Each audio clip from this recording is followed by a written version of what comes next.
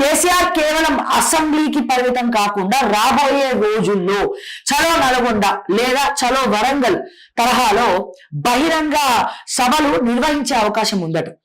And అసెంబ్లీలో ఆయన లేవనెత్తే అంశాలనే ప్రజల్లోకి తీసుకెళ్లడం వారి ప్రధాన ఉద్దేశం అని చెప్తా ఉన్నారు. అసెంబ్లీలో ఏవైతే అంశాలను మాట్లాడబోతున్నారో ఈ అంశాలనే జనాల్లోకి ఒక ప్రజా అస్త్రంలోకి తీసుకెళ్లబోతున్నారు.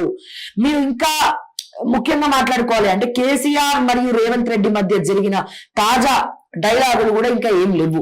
2వ తారీఖు 3వ తారీఖు మనం చూడాలి.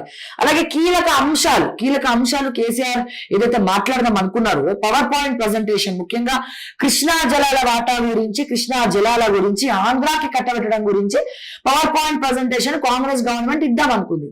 ఈ కాంగ్రెస్ గవర్నమెంట్ ఇచ్చినటువంటి పవర్ పాయింట్ ప్రజెంటేషన్ కు కేసీఆర్ కూడా ఒక పవర్ పాయింట్ ప్రజెంటేషన్ ఇస్తూ దీనికి ఆన్సర్ చెప్పాలనుకుంటున్నారట.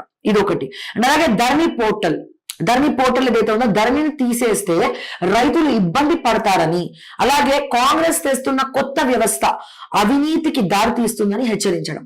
ఈ 2 అంశాలు. ఇది మాత్రమే కాదు, కేసీఆర్ మార్కులు విద్యుత్ కొనుగోలు అని ఇంకోటి ఉంది. విద్యుత్ కొనుగోలు గత ప్రభుత్వ హయాంలో జరిగినటువంటి విద్యుత్ ఒప్పందాల పైన కూడా విచారణను ఎదుర్కోవడానికి సిద్ధమని సవాల్ చేస్తూ కేసీఆర్ మాట్లాడబోతున్నారట. ఎందుకంటే ఏదైతే మన విద్యుత్ యాదాద్రి పవర్ ప్రాజెక్టు తీసుకుందాం, ఈ గవర్నమెంట్ దాన్ని 2 ఏళ్ల కాలంగా దాన్ని కొనసాగించి ఉంటే గనక ఒకవేళ ఈ ప్రభుత్వం ఈ పాటికి మనం బయట రాష్ట్రాలకు కూడా మనము విద్యుత్ ని అప్పుగా ఇచ్చేవాళ్ళం, మనం విద్యుత్ ని.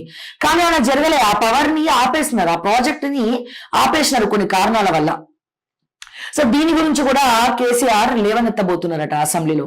అండ్ ఇది మాత్రమే కాదు, హైడ్రా, తెలంగాణ సామాన్య ప్రజల గుండెల్లో నిద్రపోయినటువంటి హైడ్రా.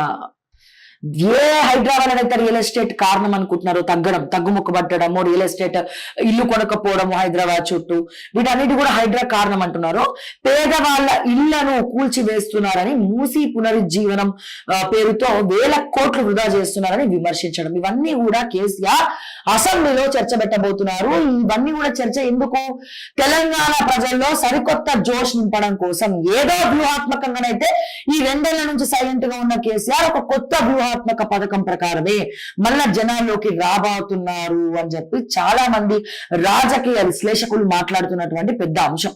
అంతేకాదు బీఆర్ఎస్ శ్రేణుల్లో కార్యకర్తల్లో సరికొత్త జోష్ నింపడం కోసం చలో నల్గొండ సభ పేరుతో, చలో పాలమూరు పేరుతో స్వయాన కేసీఆరే నడుం బిగించి జనాల్లోకి రాబోతున్నారు అనేది మరొక టాక్. అంతేకాదు